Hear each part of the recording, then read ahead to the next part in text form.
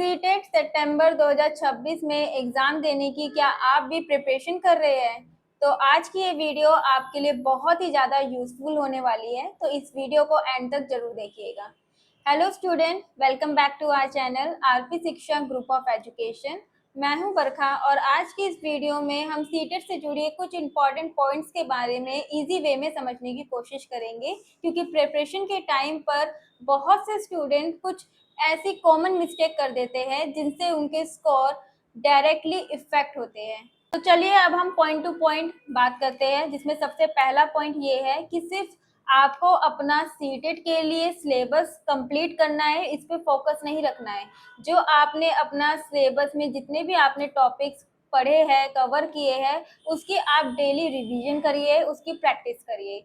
दूसरा, आप previous year के क्वेश्चन पेपर को बिल्कुल भी इग्नोर मत करिए, क्योंकि इससे आपके इम्पॉर्टेंट कॉन्सेप्ट क्लियर होते हैं और जो डिफ़िकल्टी लेवल वाले आपके टॉपिक्स हैं वो आप जल्दी उनको क्लियर कर पाते हैं।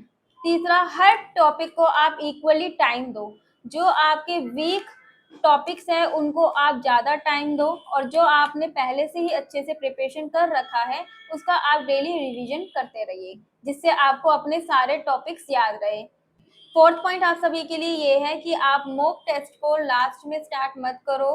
रेगुलर अपने मॉक टेस्ट आप देते रहो, जिससे आपका टाइम मैनेजमेंट हो सके और दूसरा आपकी स्पीड भी जिससे बढ़े। और जो फिफ्थ पॉइंट है आप लोगों के लिए, उसमें ये है कि आप नेगेटिव मार्किंग को लेकर परेशान मत होइए, क्योंकि सीटेट के एग्ज़ाम में कोई नेगेटिव मार्किंग नहीं होती है। बहुत से स्टूडेंट्स को इसलिए कन्फ्यूजन रहता है कि कहीं उनका एग्ज़ाम ना छूट जाए या कहीं वो गलत किसी ऑप्शन पे क्लिक ना कर दे जिससे उनके नेगेटिव मार्किंग आ जाए। तो उनका जो आप लोगों ने प्रिपरेशन किया होता है वो स्ट्रेस के कारण आप वो भी भूलने लग जाते हो। तो इसलिए आप नेगेटिव मार्किंग की टेंशन मत लीजिए और फ्री माइंड से अपना पेपर देने की कोशिश करिएगा। और जो लास्ट सिक्स्थ पॉइंट है वो आप लोगों के लिए बहुत इंपॉर्टेंट पॉइंट है, क्योंकि लास्ट डेज में आकर जब एग्ज़ाम पास आने वाला होता है तो मोस्टली स्टूडेंट्स अपनी स्ट्रैटेजी चेंज कर देते हैं।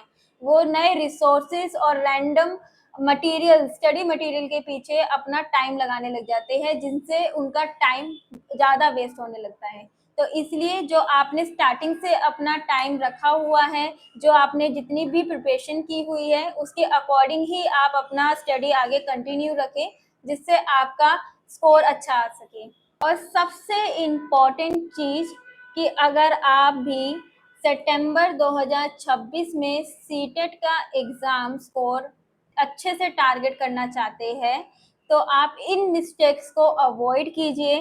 अपनी प्रिपरेशन को प्रीवियस ईयर के question paper, daily mock test, daily revision और टाइम मैनेजमेंट के अकॉर्डिंग के साथ आप अपनी स्टडी को कंटिन्यू रखिए, ताकि आपका अच्छा स्कोर आ सके।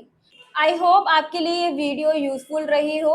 अगर आपके भी सीटेट एग्ज़ाम से रिलेटेड कोई डाउट्स है तो आप हमें कमेंट करके बता सकते हैं, और ऐसी ही एजुकेशनल वीडियोस को देखने के लिए आप हमारे चैनल को सब्सक्राइब भी कर सकते हैं। मैं मिलती हूँ आपसे ऐसी एक नई एजुकेशनल टॉपिक के साथ। Thank you.